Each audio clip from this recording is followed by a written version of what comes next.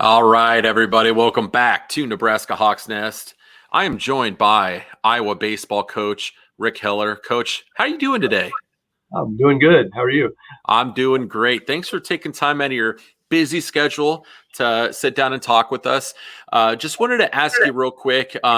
We know you guys have been working really hard on getting something ironed out with the schedule this year. What kind of updates with the 2021 Iowa baseball schedule can you share with everybody? Well, hopefully it'll be coming out soon. We were given a version of the schedule on Saturday to look at, and we just actually met over 2 hours this morning trying to iron out details and work through all the logistics on how it's going to work. We were given some pretty tough constraints by the league with how to manage it. And not a lot of time to do that. So we're doing the best we can to hopefully get that out to the public as soon as possible. I know we have another meeting in the morning at 8 o'clock with not only the coaching group, but the Big Ten officials as well. And hopefully by the time we leave that call, we'll have something in hand. No guarantees, but you think about it, our manual's probably taken 50 years to put together with the schedule that we've been playing, and it's easy to say, oh, just give them a schedule. Well, with 13 teams and 13 weeks and 44 games and no non-conference games and no bye weeks, the math for those numbers doesn't work out real well. And Yeah. trying to come up with a new manual, in a matter of hours, trying to think through all the little details and innuendos that can happen with the travel in our league and three teams in a pod each weekend, so we don't have a bye and everybody else head to head. Trying to make that as equitable and fair as possible. It's not an easy task, but we're working really, really hard, and all of us have spent an immense amount of time trying to get that done. And we know we're going to be in Texas week 1 at Round Rock, and we know we're going to be in Minneapolis at the Dome week 2, and other than that, we're still ironing out a ton of details. Okay. So with there being no non-conference games this season, are they going to bump up the amount of Big Ten conference games to compensate a little for that, or is it going to be the same number as we typically see? But we're gonna play more. It'll be a crazy tough schedule. It'll be 44 games in all Big Ten, all count in the league. So it's going to be an absolute war this year in our league with no non-conference games. Okay. Circling back a little bit, want to talk a little bit about your playing career in college. Played at Upper Iowa University and spent quite a bit of time there as a coach. I've been to Fayette, Iowa. Not a lot going on there. They've really made some massive improvements to their facilities and to the campus over the last 5 to 10 years. Tell me about what it was like coaching in what people call now Fayette Nam, and what was it like being the head man for the Peacocks? Well, it was outstanding. It was awesome. My story's kind of unique in that I graduated from there, and then I was teaching high school down in Bakersfield, Missouri. And long story short, was coming back to work a basketball camp, and the job was open. My coach, Bill Prohaska, had done both basketball and baseball. He was wanting to downsize and just focus on the basketball. And Mike McCready, the great wrestler, Mike McCready, was the AD, and I accidentally called Mike instead of Pro to find out the time to come to camp. And he said, "Hey Rick, by the way, if we can find the right guy, Coach Pro wants to just do basketball, and he thought about you maybe taking over the baseball program." And I'm like, "Oh, for sure, that would be unbelievable. I'd love to do that." He goes, "Well, here's the kicker. You have to be the residence hall director too, and it doesn't pay hardly anything." And so long story short, I rolled the dice, and they offered me the job, and I'm guessing that I was probably one of 3 that applied for it, at that time, and ended up taking a $10,000 pay cut from the high school and had to live in the dorms, and took over the program, and it was ended up being the best decision of my life.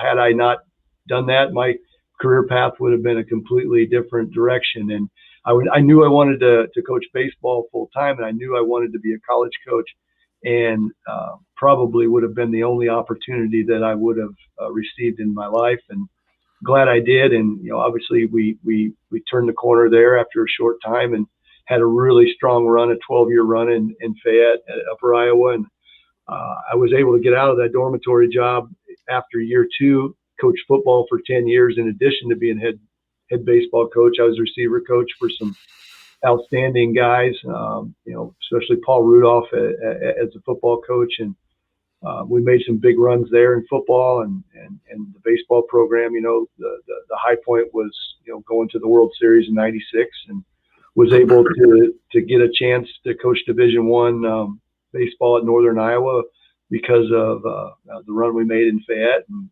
I love Fayette. It's an amazing place, perfect place for me, where I was at in my life coming out of high school, and gave me the opportunity to play all 3 sports in college, get my degree, and couldn't be prouder of my days in Fayette. Yeah, that town has really grown and come a long way in the last 5 to 10 years. And I have connections to Wayne State College, and so Upper Iowa is in the northern sun with them. So had some experiences going to that town and watching their athletic facilities grow over the last 5 to 10 years has been pretty impressive. So no, it's amazing. And then to your point on Wayne State, I go way back, and I remember watching Coach McDermott, the current Creighton coach, come in from Wayne State and get knocked off by the Peacocks by Stu Engen's team. He had a great team and a heck of a basketball game in Fayette when Coach Mack was getting rolling. But yeah, I mean, what they've done in Fayette, and for me, graduating from there, knowing where we were, when I was going to school in the early '80s, mid '80s, and then what I saw transpire in the 12 years I coached there, and the improvements and the direction the school was heading, and to be a part of that major, I would call it a major improvement in all areas, and then to see what they've done since I left, right around 2000, is just phenomenal, and the place is outstanding.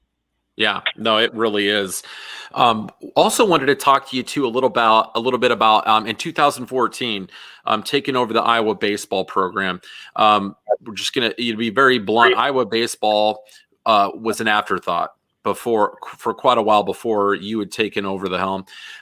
When you came in, you really breathed new life into the program, and there was an immediate improvement in the team's performance. Right now, you guys are up to averaging a little over 30 wins a season. When you came into the program, what was some of the things that you noticed right away that, okay, this is an area I need to address, like we need to improve here, we need to work on this? What was your thought process transitioning into this role? Well, I mean, I knew enough to be dangerous about, the past, because I had to compete against Iowa, for 10 years when I was the coach at at Northern Iowa. And then, we didn't play the 4 years that I was at Indiana State. But being an Iowa guy, the first thing was just the amount of pride in being the head coach at the University of Iowa. And especially going through what we went through with Northern Iowa dropping baseball and Iowa State dropping baseball, around 2002. I mean, the pride that we were the only Division I school, and all of that was pretty immense for an Iowa kid, a kid that grew up in Southeast Iowa and was totally, sneaking up to Iowa City and playing basketball in the field house and going to camps with Lute Olson, and just all those things, kind of was a prideful thing. But I guess I had taken over programs before in my career, at UNI, at Upper Iowa, and not so much at Indiana State. They had a really good situation that I took over for Coach Meggs, and Bob Warren had done an amazing job prior to Coach Meggs. But I just felt like I had a good plan for getting things going based on my coaching philosophies and how I go about my business. I mean, my first thought was, I don't care what anybody says. All these kids that are here, they deserve a fair chance. They deserve a chance to buy into what we're trying to sell them. We're not going to come in and cut those guys and just bring on our own guys. And I inherited a really great group of kids who had some amazing leaders in that group in the junior class. It was a big junior class. It was like 17 or 18 kids, and some talented kids, some high quality leaders. Barely had I think we had 2 seniors and a few sophomores. I think only one of the recruited freshmen showed up. So we knew the key to us turning it around quickly was getting that group of juniors on board, and then trying to add to that with a few recruits if we could. And Tyler Payton was the first one that came in from that group. We got him right away that year from Iowa Central, and that was a big boost. But ultimately, it was all those kids that were in the program taking a deep breath that we were going to love and care for them just like we recruited them. We weren't going to try to run them off. And, we basically just came in with what I've always taught is win the day, be the best at everything you do, on the field, off the field, classroom, community, weight room, diet, the whole 9 yards, and talk very little about winning baseball games. And then I think that the one thing that we've always done is develop players as good as anybody out there. I would consider our program, one of the best player development programs in the country, and I always have. And so if we're going to improve guys on the field, you have to do the same job off the field. And that group bought in, and that gave us a chance to win some games early. And then knowing that we had a lot of those kids coming back for their senior year, I had a really strong feeling after the Big Ten tournament that year that group could be special the next year. And that was the year we made a really big run, won a couple games, beat Oregon a couple times in the regional, and came close to, with Missouri State. And it was just a wonderful experience with those kids those first 2 years. It's been awesome as an Iowa fan watching the baseball program continue to grow and develop and become more and more competitive and compete at a higher level every year. So that's been amazing. One question I really wanted to ask you too is last season, with everything getting cut short because of the pandemic, tell me a little bit about what that conversation was like with the team when they let you know, hey, we're going to be cutting the season short, and how did the players react and respond to that? Well, it was a really sad day, obviously. Very emotional, a lot of tears. We were off to a really good start. We felt like we had a team that could make a run in a championship and a regional berth, and possibly more than that. We'd already won games in the first 15 against Arizona, North Carolina, Duke. In the early part of the season, and we had such a great group of guys, really close knit. Chemistry was off the chart. Leadership was fantastic.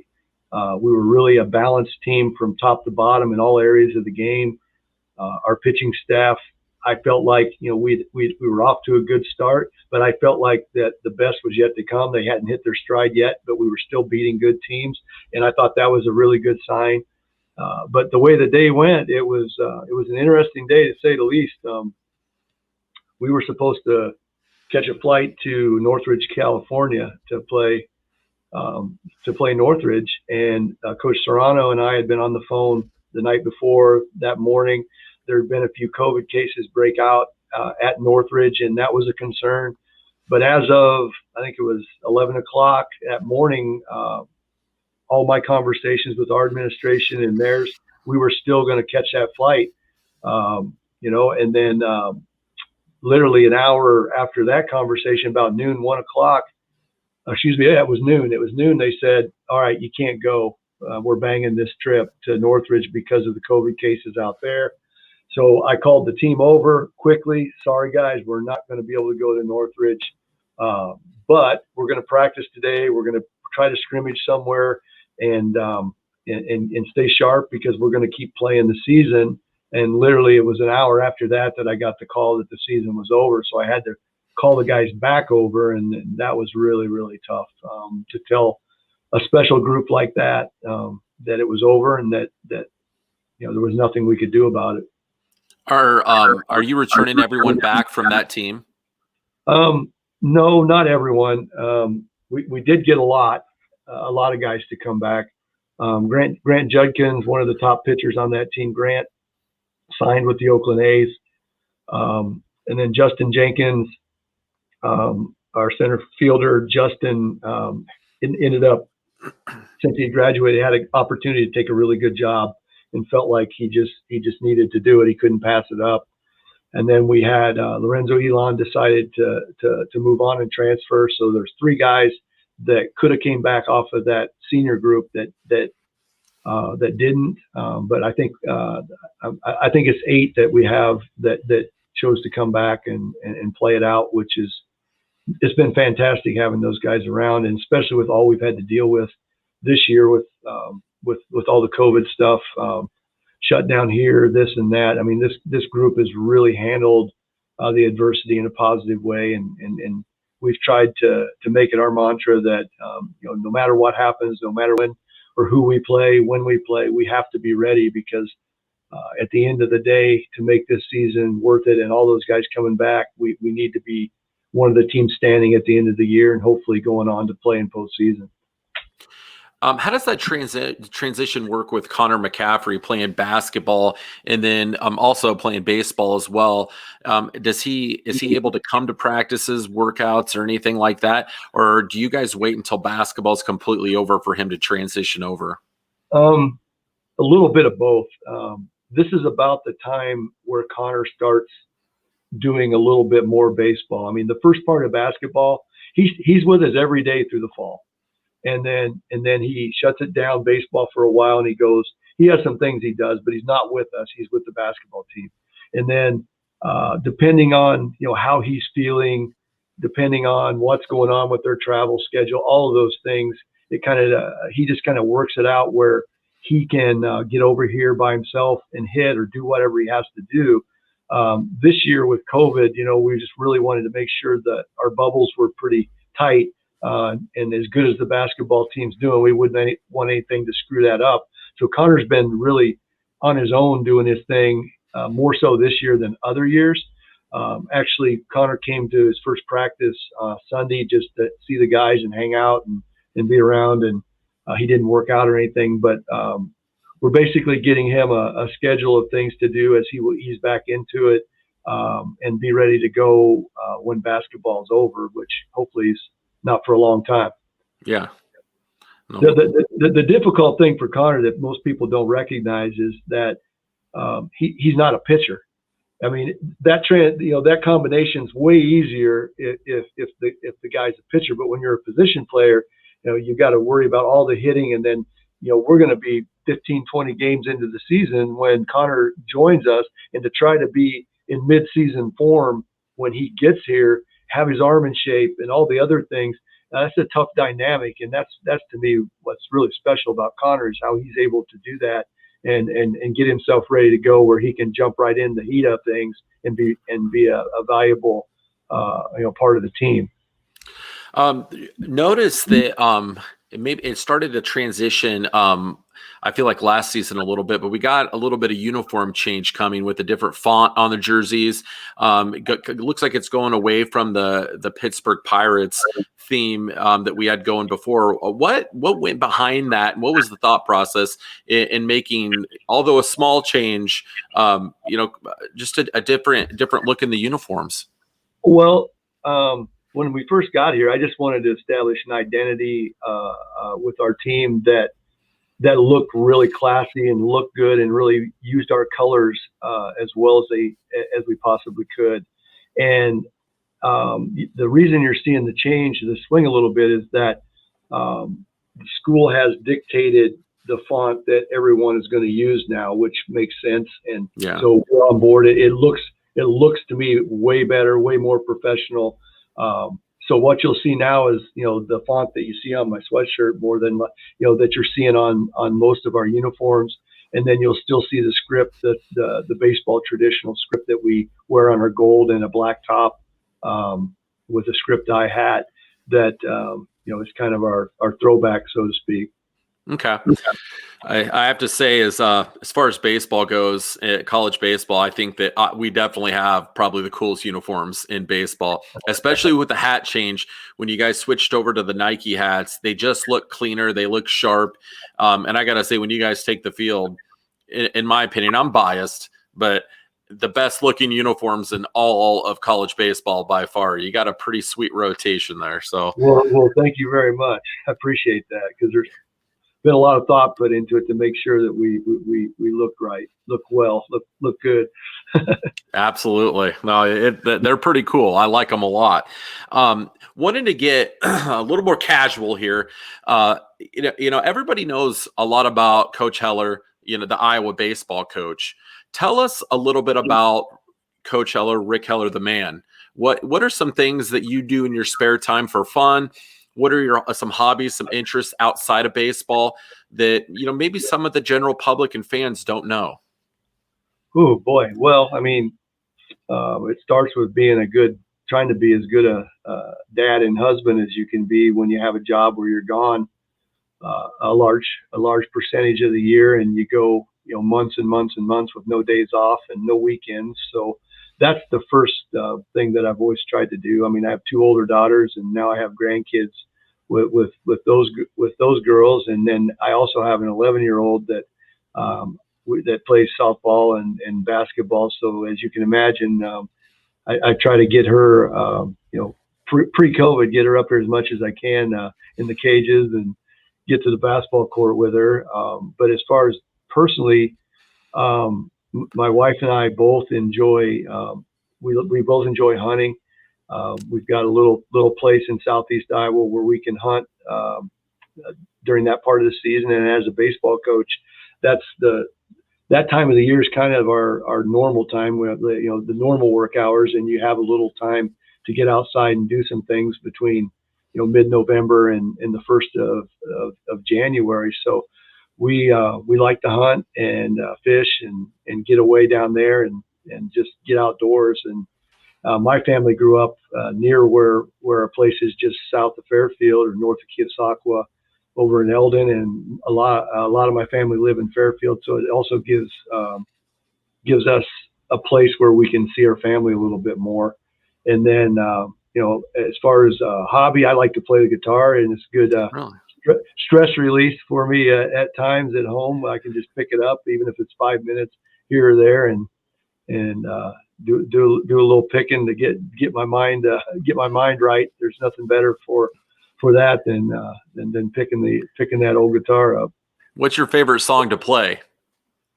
Well, I play a lot of Waylon, and I play a lot of Johnny Cash, and Willie Nelson, and that's my guys. I'm pretty much old school country. Okay. That's generally what I pick.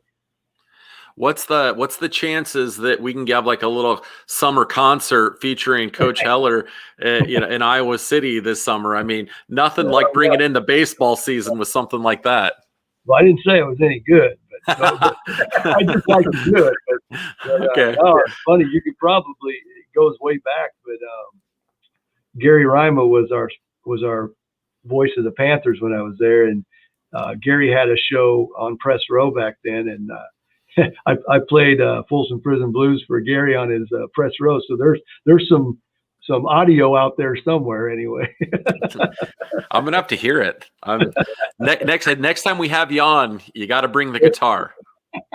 We got to see it. That'll cost you. Okay, you let me know in advance, and I'll be ready with payment. I was going to ask you too, with the meetings that you've been having, and you might not be able to give us this information yet. Has there been any sort of indication with the baseball season that there's going to be any fans let in to attendance to be able to watch you guys play? And this is just how I understand it, and what I've heard is that at least starting out is no. Okay.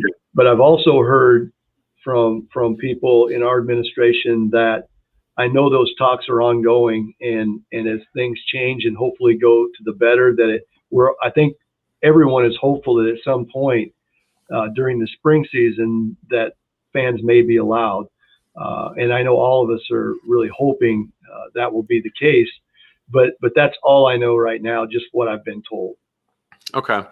Well, I've been to a handful of Iowa baseball games, and I'm really hoping this summer to, be able to get down to Omaha to see you guys in the Big Ten tournament, and definitely see you in Lincoln, and then, come out to Iowa City to see you guys play. It's a pretty awesome experience going out to watch you play. If anybody that's watching has not gone out to do that, it's definitely worth it, and a lot of fun.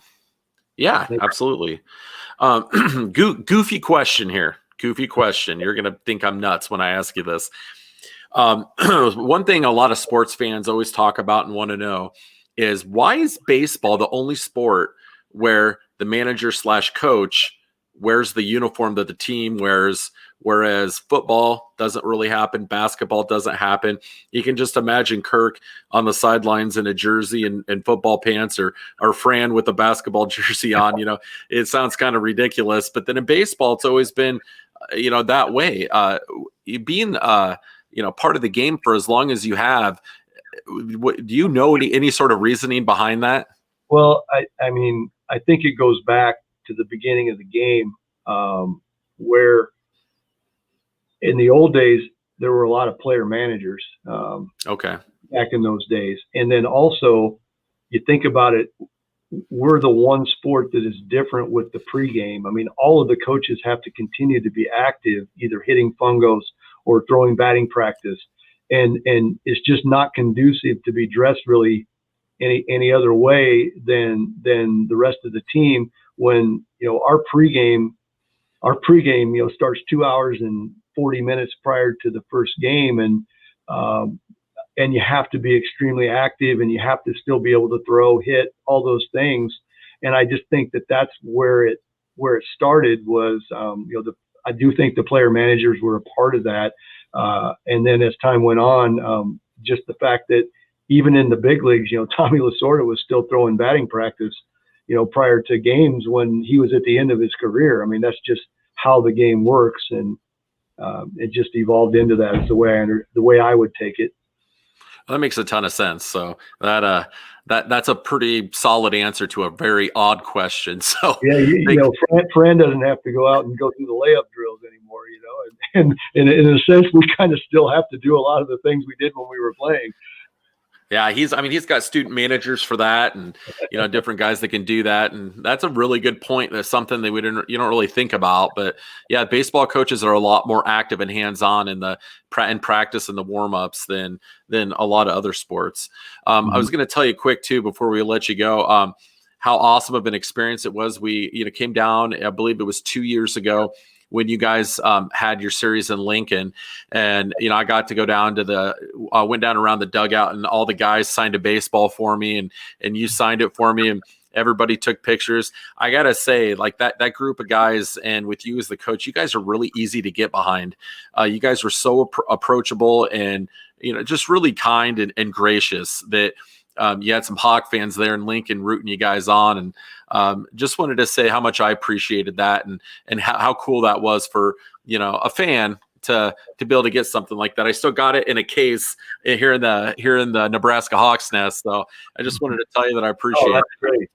I appreciate you saying that, because it's important to us, and it's something that we talk about a lot, not just with our fans, but all that we represent, and to be thankful for all the things that we have, the opportunities we have, and to be humble and grateful and play for all those guys that put the uniform on before us. And we take all that very seriously. And, and then in our recruiting, it's just, we try to find kids that fit that mold, and that just makes it so much easier when you do. And I can't say enough about the quality kids we've had here at Iowa since I've been here. And the group right now is another outstanding group. Yeah, you can definitely tell, and it shows. So that's pretty cool to see as a Hawkeye fan. Just wanted to let you know too. I got my bags packed, and I'm waiting. I'm ready to go to Omaha for the College World Series. And I promised myself, and I tell everybody, I live in Nebraska. I've never been to the College World Series, and I'm not going until the Hawkeyes are there. It's going to be my first time. So I'll be there for the Big Ten tournament if they let fans in to see you guys. The cool part was, and I'm sure you noticed this too, in the years past when you guys have played there, there's more Hawkeye fans than anybody in that stadium. And it's a pretty cool thing to go to be able to see you guys play. I was there a couple years ago when you guys upset Indiana, and that was a lot of fun. But I just wanted to let you know, I'm ready to go to Omaha whenever you are. Well, same here. I generally don't go to the World Series either, and I've kind of said the same thing.